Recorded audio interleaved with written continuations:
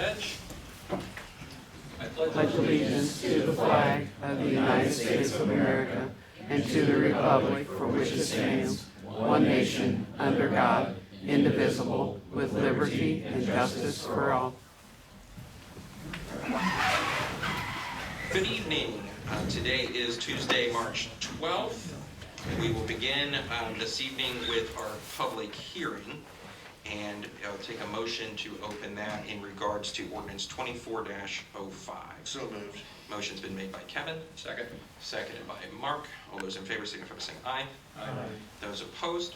As discussed at last month's meeting, Jerry Hickman is back with us from Reedy Financial. So Jerry, if you want to just give us a very brief overview of what you covered last month and the purpose of the public hearing. Thank you. I was here last month to discuss the reestablishment of the CCD fund, the Cumulative Capital Development Fund. That is prior to 2022, that's a rate-driven fund, so you can have a max rate for a city of 5 cents. If the most current assessed value, this is previously, grew at a higher rate than the 3-year average, then that rate would kind of trickle down a little bit. Well, in 2022, House Enrolled Act 1260 changed that to where the rate just stays where it's at. But you guys do have the ability to reestablish that to the max rate of 5 cents. You're currently at 0.0443. So it would be roughly half a cent to get it back to the max. If you guys do reestablish it, unless there's a law change, it would stay at that 5 cents and would continue on. As far as the process, it was the notice of taxpayers for the public hearing was sent to the newspaper and published twice. So obviously tonight is the public hearing, first reading. If you guys elect to move forward with that, the adoption would be at your next meeting, and then you have to send the notice of adoption, have that published. That starts a 30-day remonstrance period for any taxpayers that potentially would want to remonstrate against it. And then from there, once the 30-day remonstrance period is up, the county auditor would sign their certificate of no remonstrance, and then you guys would have to send in all of that documentation into the DLGF. And then as long as you adopt that rate during the budget process, it would be at the 5 cent rate. This would, based off of the AV staying the same from 24 to 25 being conservative, it's an additional roughly $35,810. That would be the certified levy, so it would be a little bit less of that because of circuit breaker.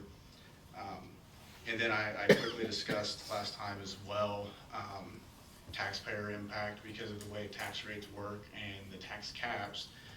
1% properties, if your assessed value is roughly $131,000 or higher, because of circuit breaker caps, there would be no impact. Anything under that, it's roughly $1 to $2 per year. 2% there at the cap, so there would be no tax increase for them. So that'd be ag land, rental properties, things like that. 3% properties, so business, commercial, it's roughly per $100,000. It's right around $5 to $6. So obviously, if it was a $300,000 assessed value, it would be roughly $17. So not much of a tax impact to taxpayers on that side. And then also the way income taxes is distributed, it's based off of your, a big contributing factor is your property tax levy. So you guys would collect a bigger piece of that pie if you guys do this. And then we mentioned if another unit in the county would elect to establish a CCD, which I believe the county is doing that, they would collect a bigger piece. So that's another factor in as well. But I think that's pretty much it. If you guys have any questions. So the county is enacting, they are going through with it? I thought that's what I heard. So they're going to go at a higher rate? I would have to look to see. Now their max rate for a county is 0.0333, and city is 0.05. I'd have to check to see if they had one to begin with. Now, if they did not have one to begin with and say they would establish this, then they would bring in a lot more property taxes. Since your guys' rate is pretty close to the 5 cents already, reestablishing it is just a small amount. I mean, roughly 35,000 of additional funding for, you know, capital items. But it does factor into how income taxes are distributed. So that's just something you always want to consider. You know, whenever a lot of times units won't, you know, first think about like, oh, how is, you know, the county's doing this or the school's doing, you know, that, how's that going to affect our finances? So it's just something to consider as well. Then if the county does enact a higher rate and the city does that as well, citizens of the city are going to get hit twice. I mean, it would be, I would say yes, with the understanding that there's tax caps. So if the calculation that I did quickly here with how it would affect 1%, 2%, 3%, that's not factoring in what the county would do. But if the county would do it on top of that, there would still be no impact to 2% properties and, you know, homeowners. That would actually change the assessed value. That threshold would actually go down a little bit. So I would have to calculate it. But instead of 131,000 and above seeing no impact, it would be, you know, maybe 120,000 above seeing no impact.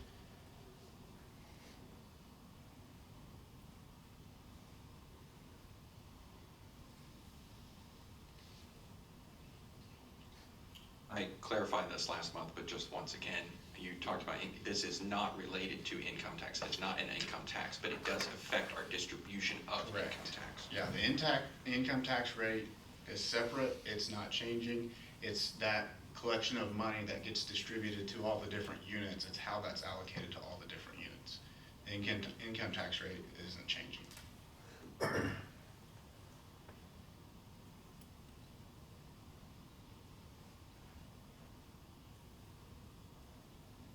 Other questions for Jerry at this moment?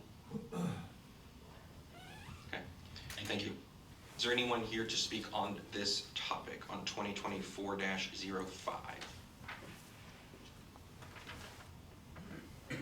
Hearing and seeing none. Anything else, council, for Jerry in the public hearing? If not, we'll take a motion to close the public hearing. So moved. Second. Motion's been made by Kevin, seconded by Mark. All those in favor signify by saying aye. Aye. Those opposed? Okay, today is Tuesday, March 12th, the time being 6:38. The meeting of the Greensburg City Council is called to order. To comply with Title VI of the Civil Rights Act of 1964, the city requests that participants in this meeting complete a voluntary anonymous survey that's available on the table at the back of the room. Amy, would you please call the roll? David Kane. Mark Harmon. Here. Kevin Fleetwood. Here. Rodney King. Here. Viola McKenzie. Here. Daryl Poling. Here. Daryl Tressler. Here. The minutes were sent to you for February 21st. If there are no edits, additions, or corrections, those will stand as presented. Hearing none, we will move on. Matt Mason is with us again from the Veritas Group. We're going to lump the update into this as well, very similar to last month, and then we will dive into the two topics that we tabled. So good evening, Matt. Good evening, everyone.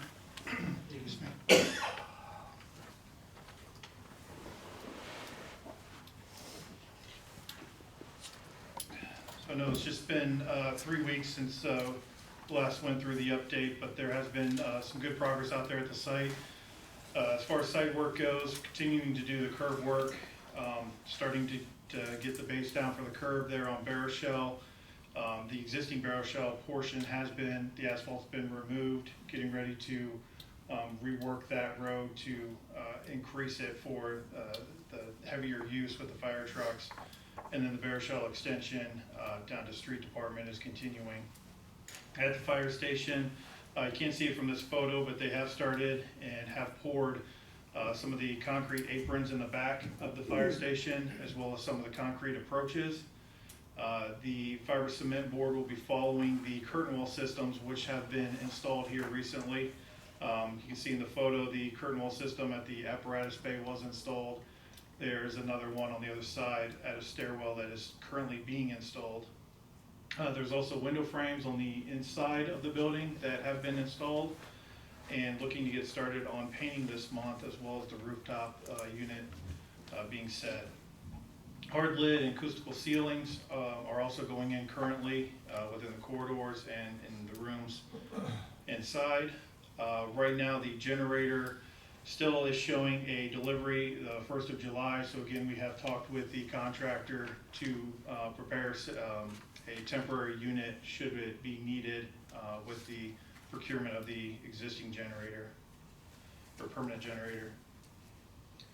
Again, a couple photos from the interior. You see some of the acoustical ceiling tile grid going out in the corridor, and some of the storefront window systems going in, as well as the framing, soffitted framing up in the day room upstairs.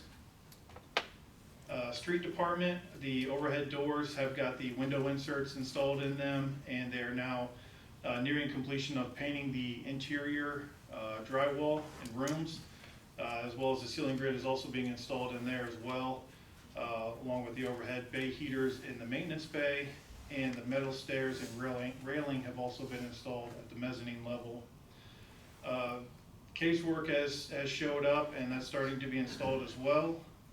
You kind of see it's staged in the room here, ready for installation. You see the grid and the paint. Photo on the right there would be the maintenance bay overhead heaters, getting ready to get that all cleared out, cleaned up, and the concrete sealed. Original GMP budget was a $19,908. This does reflect the $200,000 budget that we discussed last time for the preemption devices, as well as paving the entirety of the street department lot. And right now, still scheduling the late spring, so end of May for substantial completion, and then moving into moving into the building in June. Got a quick drone. You can see that.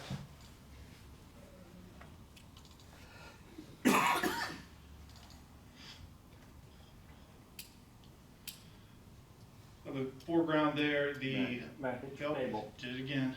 There's talking. The foreground there, the storage unit and the salt barn. The salt barn, everything's completed in there. The storage unit, all the metal linear wall panels and roof have been installed, as well as the concrete slab has been poured inside the storage barn as well. Coming into focus in between the two buildings would be the shared lot. Again, last time we had these straight radius curbs in. Now they've been able to get the radius curbs installed through the pending weather, and you can start to see the concrete approach drives to the back of the fire station. That portion that's just leaving the screen now was actually poured today as well.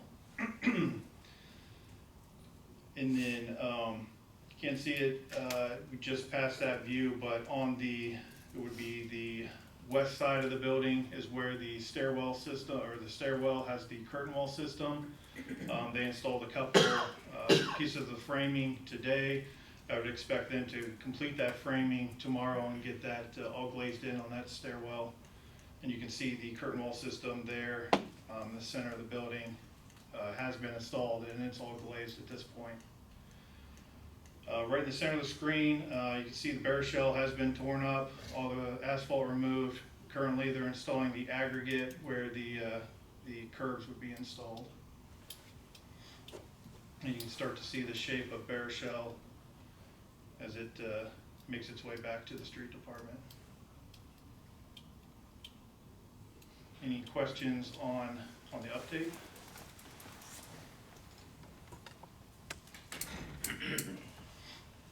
Okay, if not, we'll move to our first topic, which was brought up a few weeks ago, last month, regarding, I think, the cul-de-sac. Oh, yeah, Yes. go for it. So we wanted to reiterate the funds that are currently available between the bond premiums and the actual GMP. There's about $200,000 left, and right now we've accrued about $890,000 roughly of accrued interest. I'm sorry, 790 for a total of about $991,000. That is through February at this point. And then showing the 200,000 for the two items at the last council meeting for the preemption devices and the paving of the street department still leaves us at about $771,000.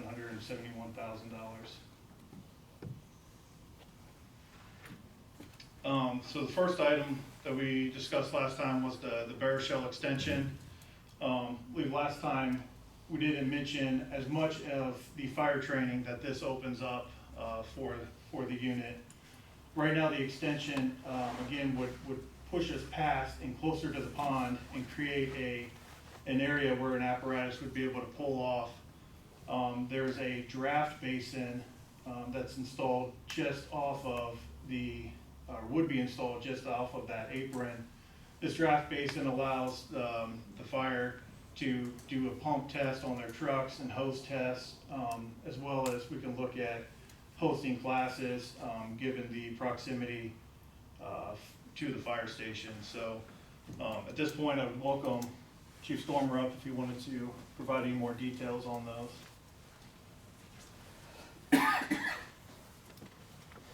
Sure. Good evening, council. What this does is currently the police department and the fire department jointly use that tobacco barn building as a joint training facility. We have two full-size homes and one modular home layout in there that we utilize for training, as well as potential and we've held off because of construction, but opening that training up to our county mutual aid partners as well as others from around the state. As far as with that, this gives a place to get turned around, pull back, drop off, and then go back and park where currently we would not have that. We would fall just slightly short. The draft basin, again, NFPA hose test, that is one thing that we have to do yearly, as well as pump testing. Currently, we have to rent a trailer to pump test to siphon all of our water. This would allow, the draft basin would allow us to drop directly in, as well as being a training aspect for that. As you know, we cover Washington Township, which is a hydrantless area, so we have to depend on either the draft basins that are still throughout the county and the township, or we have to set up dump tank operations. Those dump tank operations are very similar to what we would do in a draft basin, so that gives our newer generation of firefighters who are not from here and have not understood or don't understand what a draft basin and what tanker and those type of suction shuttles do, would allow us to do that. And then thirdly is we have exhaustively designed this stormwater detention pond, and we also have a great opportunity for training in that as well. Currently we have certified ice rescue technicians, and we have to go off-site currently up to Veterans Way currently to train an ice rescue. As well as we have a great opportunity here to utilize our own backyard, to utilize the training center, as well as our meeting room in the fire department to host a on-duty class or a class locally, and keep everybody on site versus having to send them out throughout. So what you see is a little knockout there for the fire apparatus to park to allow that cul-de-sac open. If not, we are staging our apparatus with no really good way to turn around, unless we would, again, you would authorize some type of hammerhead or some type of thing. We'd have to either back the apparatus all the way down and then carry our water rescue and our ice rescue equipment to the pond, versus being able to pull off to the side and deploy our equipment pretty much at a moment's notice away. If not approved, the draft basin can pretty much go away because there's not going to be any suitable foundation for our tanker or our larger apparatus to park on. We're not going to put that off in the grass, in just a grassy area. We'll get it hung up, especially if we're pumping water, so now we're making mud and we're softening the ground. So that won't even be an option for us to do that. because we'll end up either breaking or getting our truck stuck, which then will have to be pulled out. So we don't necessarily want to try to go down that road. So from the fire department standpoint, that's what we could benefit from doing this. It would help with our training, which then helps with our recruitment and retention of our firefighters, keeping them actively engaged, as well as offering services that some normal fire departments don't, as in, again, the training center, 2 house layouts, and then ice rescue, as well as draft and pump testing and training.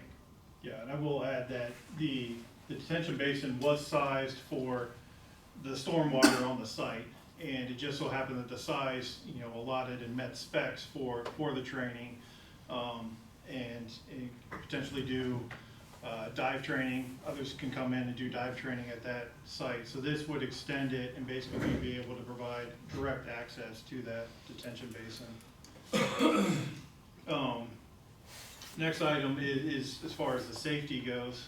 I'd like to welcome Chief McNeely up and kind of speak on the safety side of things. Sure, so just something to talk about. Last meeting, you guys asked about whether or not to make it a city street or whether or not to keep it a private drive. Any defense attorney worth their weight is gonna question a traffic stop. That's the first thing they're gonna question. So if we happen to be on that private drive, and the first thing the defense attorney is gonna ask is, we're on a public street, because obviously if you get stopped on a public street, there are laws that pertain to that as opposed to if you're on private property. Basically what private property does is it limits us to basically trespass, where we could go and ask them to leave. However, if we make a traffic stop on a public street, we do have some legal standing when it comes to making a traffic stop. If that leads to an arrest, who knows what a traffic stop leads to. I mean, it's led to a lot of things for us. So there was some question last week about whether or not to keep it public or private. So I did want to talk about that from that aspect. I also want to echo what Chief Stormer was talking about. The facility we're using out there in the old South Tobacco Barn, I'm extremely excited about it. We've been excited about it. We've been doing stuff out there for about a year. A lot of sweat equity by his guys and our guys. I'll gladly take any of you out there and show you what we're doing out there. We've actually been reached out to by MTAC, which is a SWAT training school out of Muncie, to come and utilize this facility that we're doing out there. We brought another agency in. They heard about it. They wanted to see it, so we took them out there. They want to know how to get in, so they can do some training. This year, the Indiana Law Enforcement Training Board has instituted some more rules. You now have to do some scenario-based training, and it actually fell right in line with the amount of work and everything we did out there at that training facility. So we can envision this maybe even becoming a moneymaker for the city in the future. I know there's also the potential to sell it down the road. I hate to see that for now based on what we're doing out there. But I could also see growth for public safety, a larger public safety training facility out there, where we maybe even take over the whole building and host lots of outside trainings out there, where we're not taking up place here in City Hall where something else may be going on, or I know our place is not big enough to host some of the trainings that we do. So I just want to talk about that as well. Thank you. Thank you. And with that as well, one item as far as safety goes is this would extend some of these street lighting out further past that tobacco barn as well and get towards the backside just for lighting purposes. Another item that we had discussed is the marketability for the site, and Sheriff Kevin was able to provide that letter in their packets. Yeah, you all received a copy or an email from Brian Robbins this morning. And his comments were that, complete build out of infrastructure publicly adds value, and that asking private companies in the future to build this probably would harm potential developability. There was also some discussion about what is known as 7th Street, which is the street that's in front of KB, that is not actually in our public road inventory, and the survey done by Scholey when we started this project shows that that property boundary is actually the north edge of 7th Street. So it's not actually accessible via that without crossing on their property. Is that the middle road or the south road right next to KB? Right next to KB. And then lastly, just want to speak on about, we have the funds available now with the accrued interest, and just wanted to invite Brad with Shooty up as well to kind of discuss the timing and schedule of performing it. So I mentioned this in discussions with the mayor and discussions with these guys as we looked at developing this. The bulb that you see of that cul-de-sac requires a substantial amount of fill. That whole area sits low now. So we have dirt, as you noticed from the aerials on site, in order to do that.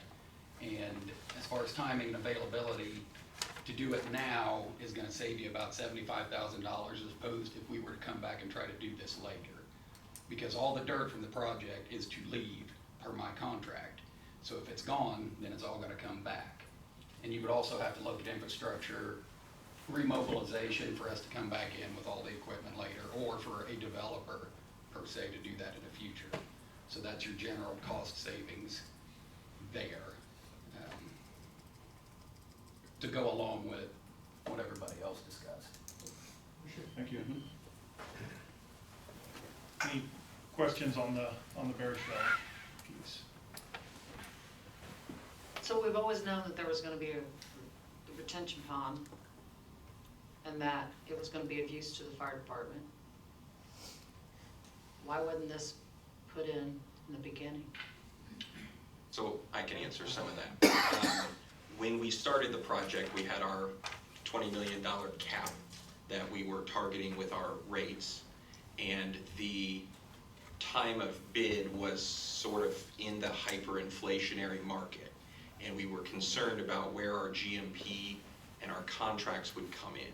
So there were items like the pavement in the street department lot was a item that was taken out of the original bid to reduce that projected cost. The preemption devices were not included originally that can be something we could add later. This was something that could be added later as well. If you look at the drawing that's in the lobby, the kind of cartoon looking, what do you guys call those? Like the Renderings? the overhead. Yeah. There's actually a cul-de-sac represented in that drawing, but it wasn't included in the contract due to projected cost, projected availability of funding.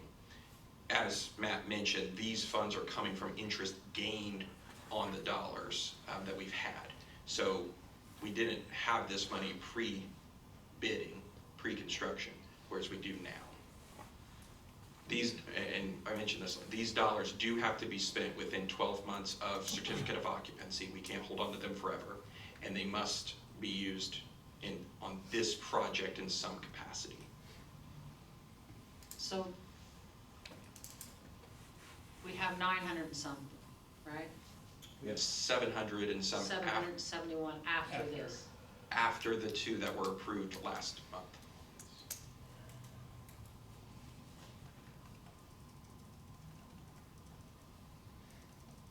And this is gonna cost how much to do? Budgeted roughly at about $300,000 right now. We can also use that money to pay back on the loan too. That, and I won't put Jerry on the spot because Jerry's not prepared for that, but the amount paid on the total principal, I mean, maybe Daryl could speak to this better than anybody. The amount paid on the entire principal of paid back over the 20 years on the 20 million won't make an impact on the total amount paid. It's not enough funds offsetting from the principal payment. It would have a very microscopic amount. If we ever had to go back and build this, we would never have saved enough money by doing that to do it. It's my understanding from a question that I raised last month, not being in the meeting, but there is a prepayment penalty on these bonds that you cannot pay them early before a period of time. And there's 2 different periods of time when those could be done. So you're not going to be able to access this money to pay back on the bonds within this 12-month period, the way I understand it. So the other thing too, I mean, it all sounds so appealing to help out the fire department, police department, but then what happens if they sell the property, the tobacco barn's gone, and now you're back to square one trying to figure out what you wanna do with, you know, how you're gonna, you know, is it just the cul-de-sac that's gonna help you out? Or you're gonna lose the tobacco barn, they sell. So, The fire draft basin reinforcements, those would obviously remain with the cul-de-sac, so that training opportunity remains in place. It's always been very clear to our public safety departments that they were welcome to use that space, but that it was not guaranteed for any amount of time beyond construction, pretty much. So the amount that's been invested in it has been a lot of labor and free and low-cost items. So yes, it is in theory, and that's always been very clearly stated.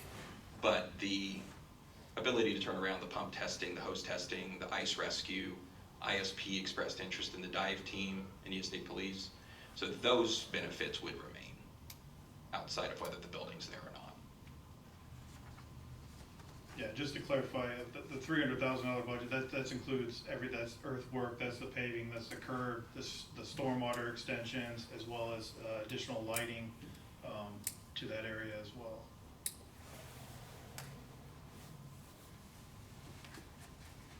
well, originally I was totally against this with what Daryl just said about not being able to pay that money back. I mean, that was the whole purpose, was to pay down the loan. So, kind of changes my perspective a little bit, so, I don't know. I will say I was a hard no against this until I heard the two chiefs speak, the opportunity for training that the two departments can use, and it could be a moneymaker for the city, for other departments coming in. That's easy come, easy go though, because Right. that building could disappear. Right.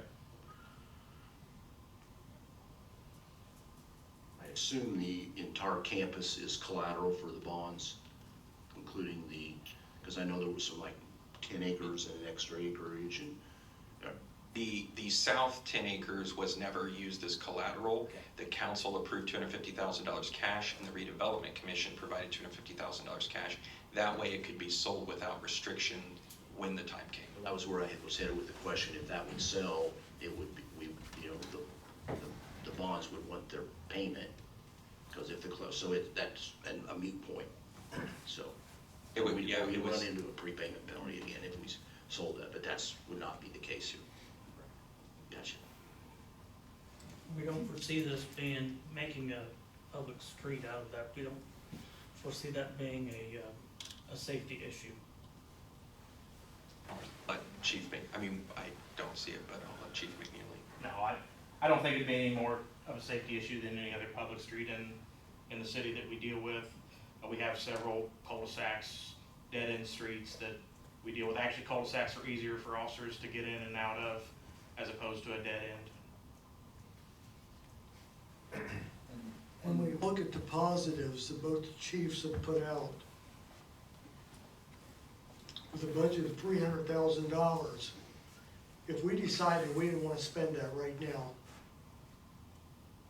and throw it back into the kitty, which we said it wouldn't be appropriate to do that at this point,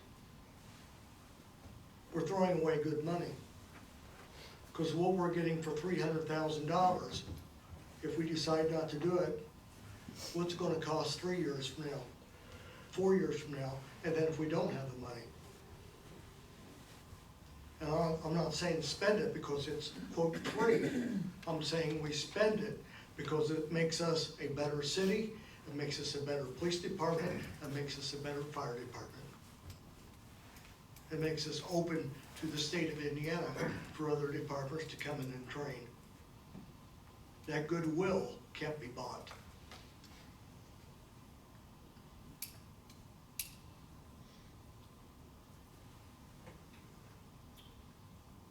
Any other questions, sir?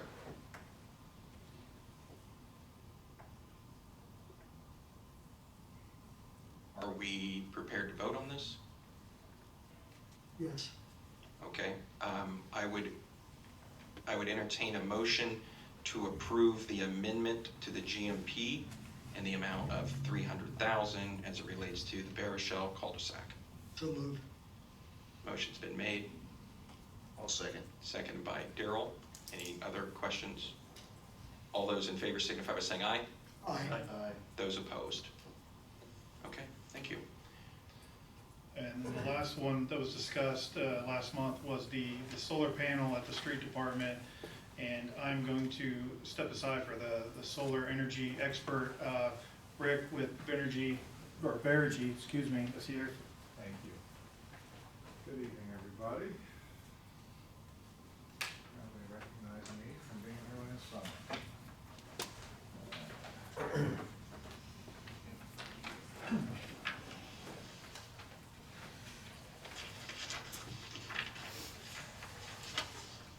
So after Rick's finishing passing this up, after our meeting last month, I called Rick and asked him if he would come back and go through this. This is the same document that I showed you on the screen I was trying to find. I did prep him with some of the questions you all have, but I thought I'd let him go through his presentation a little bit and then we can get into the questions. So. Yeah, so again, appreciate your time. So the two biggest things to consider here, first of all, your fire station, well, one thing to consider. Fire station, when we were back here last summer talking about the wastewater, I think that was like 70% of your utility spend. Your fire station, obviously not as much, but it's a 24/7, 365 situation, so it's a great place to install solar. But the two biggest things to consider here, guys, so the cost that we're giving you here, the $271,000, we're going to be able to get back approximately $108,000 from the federal government from the Inflation Reduction Act that you guys are going to get directly back with the installation of the solar, and which you guys can spend on anything that you want to spend it on. So, as we sit and talk about all these projects that typically don't have any payback or anything, this is going to have a direct payment back to you guys. Also, we're going to be offsetting 38% of the electric bill at the facility. So almost 40%. I was just down in Seymour last night talking to these guys, and we started talking to them about a project back in 2018. Duke's costs have risen, electric costs have risen 66% since 2018. Now, it might be a little bit different here, but let's just say it's pretty doggone close to that. The nice part about that 38% is that is not applicable to any rate increases. So any rate increases that come from Duke are only going to be applicable to, let's say, 60% of your bill. So that's going to go on, ad infinitum. Josh was telling me that there's a couple questions about the longevity panels. These are warranted for 20 years. In year 25, you're still going to be getting 80% efficiency from these panels. That's pretty good. You're also going to be provided with a maintenance contract, a full service maintenance contract, that if anything goes bad with the panels, inverters, anything associated with the solar system, that's all going to be taken care of as part of the maintenance contract. So it's really kind of a full scale, full service. You guys are going to get back a pretty nice little chunk of change by installing this system. Is there a projected cost of the contract on the maintenance? Yeah, it's in here. It's pretty incremental based upon the investment. I think first year it's $1,800. You can see that on it, like it's about a fifth line down, maintenance contract, full service. Sorry about the small print.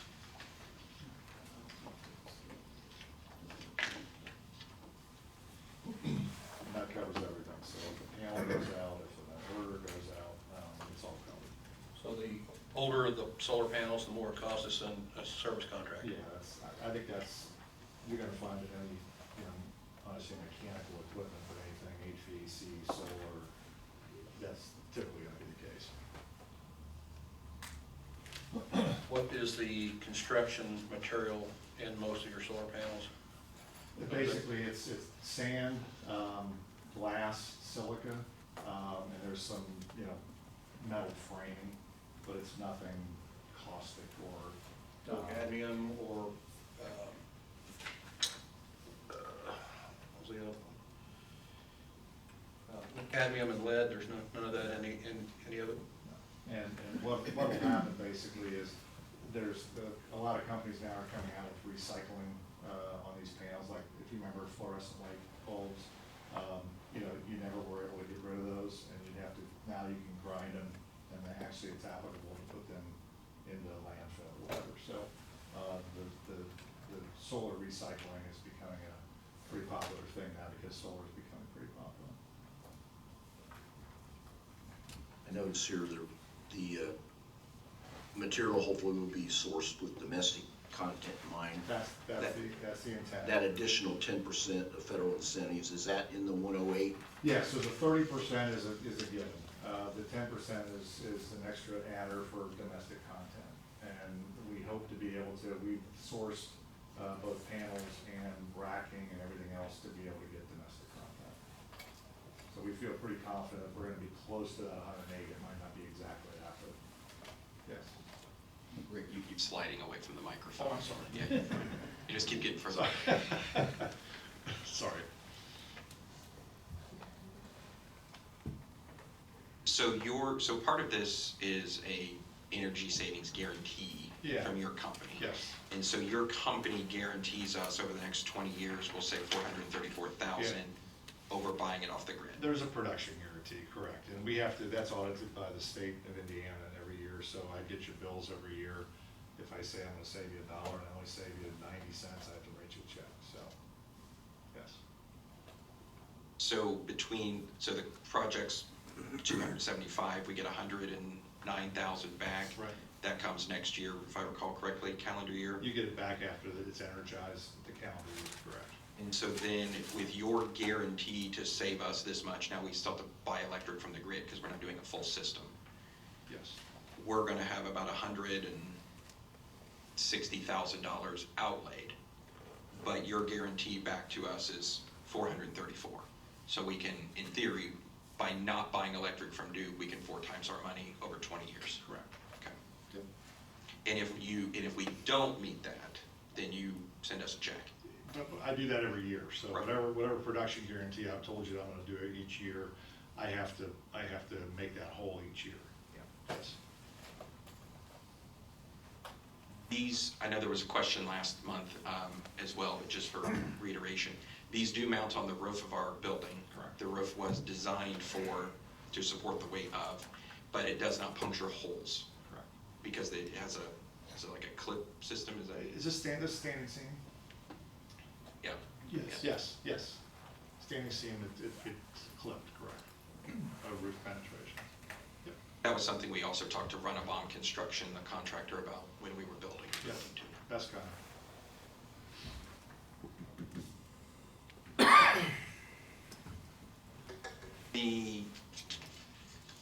I'm sure it's in here somewhere. The actual, your anticipated actual savings over, since we're just using 20 years, is 605,000. Is that correct? Yes. So your guarantee guarantees us at least 4 times back on our money over 20. The math says probably at least 6. Could be more. Thereabouts, correct. Okay. Yep. And we try to put in like a 6% utility rate increase, but I mean, you guys have seen at home and, in your businesses that it's significantly higher than that. Duke was like 27% this past year, so it's been pretty bad. And that's the other situation is we're still a regulated utility state. We're stuck with geographically who you're stuck with. And we're gonna be one of the last states to probably deregulate, so, this is gonna go on. And as I always talk to people, try to get as energy independent as you can. You're never gonna be able to totally get off of the utility, but this gets you somewhat off of it and gets you, the rates and this IRA thing right now is, we're probably not gonna have this opportunity in our lifetime. That was the inflation rate. That was the federal. Inflation Reduction Act, correct. Yep. I also made this comment last month.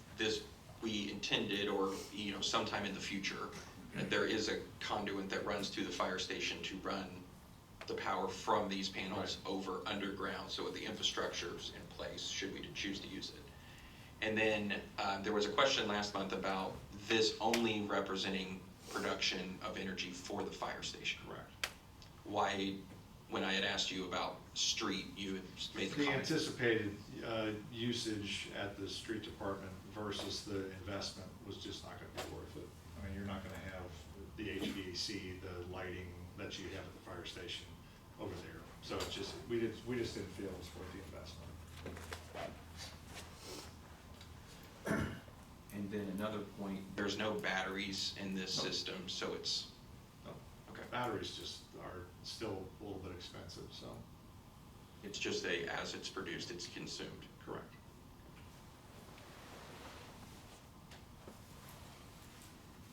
Any questions for Rick on this topic? I think I know when we talked about the solar stuff last year, there was some discussion about land and prices and how often and et cetera. We're using space on a building that is already being used. It does seem like a good return on investment, especially with the 100,000+ back, nearly a third, over a third back from the federal government. I think that makes a lot of sense to help reduce our costs, and if we can offset, we send Duke, how many electric bills do we get a month, Amy? A ton? Over 30. So anything we can do to help reduce that, I think makes sense.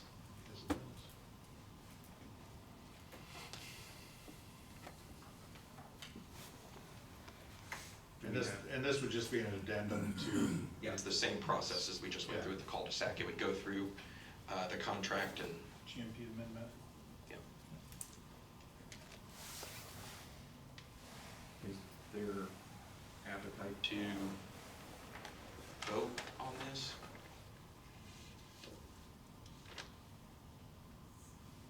I make a motion to approve. Okay. Motion's been made by Rodney. Is there a second? Second. Second by Kevin. All those in favor of the GMP amendment signify by saying aye. Those opposed, Nay. that leads us to 3-3.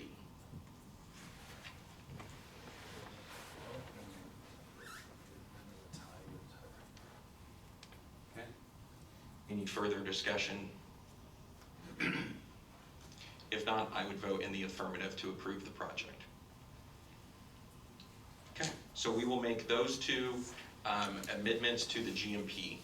One item of housekeeping from last month is that we did not officially vote on the amendments of the GMP for the preemption and the parking lot. I think we should do those separately as well. So the parking lot was 100,000. I would entertain a motion to approve the amendment of the GMP for 100,000 for the parking. So moved. Motion's been made by Darrell, second by Kevin. All those in favor signify by saying aye. Aye. Those opposed. We'd entertain a motion to approve the GMP amendment for the preemption device, which was also 100,000. Motion's been made by Kevin, seconded by Mark. All those in favor signify by saying aye. Aye. Those opposed. Okay. Thank you, Matt. All right, Thank thank you for you. your time. Thanks for your expertise. Thanks, Rick. Appreciate it. Thanks, Brad. Appreciate it. Okay. We will now move to ordinance 2024-2 and the additional appropriation from last month. That's for the airport. Amy, any? Yes, this is the additional appropriation for the airport for a building to house some of their equipment. It was passed on first reading last month. This is for the second reading. Motion passed ordinance 2024-2, second reading. Second. Motion's been made and seconded by Kevin. All those in favor signify by saying aye. Aye. Those opposed. Okay. And then we will skip down to the money market accounts and CDs conversation. Amy, approve the title. You all should have received in your Dropbox folders the information from 3 different banks locally, all of which we currently have accounts with, on rates for money market accounts and CDs. We thought it would be a good idea to take advantage of the current interest rates. and make a little bit of extra revenue for the city by moving money into an account, money that we do not need for operations currently. I also put a memo in there of my recommendation of the funds and the amount. As you can see on the paper that I left in front of you, we have Bank 1, Bank 2, Bank 3. It is my recommendation that we go with a money market account instead of a CD, because that allows us the flexibility to withdraw the money at any time should we need it, and not receive a penalty or have a penalty marked, I guess, against us for withdrawing money. I will be keeping, should this go forward, a separate spreadsheet to make sure that the funds from which we are taking the money are getting that percentage of interest back into that fund. What questions, additional questions do you have for me? I feel like this is a very conservative amount compared to, you know, what we could do, but I feel like it's something that is, you know, we want to take advantage of while the interest rates are what they are.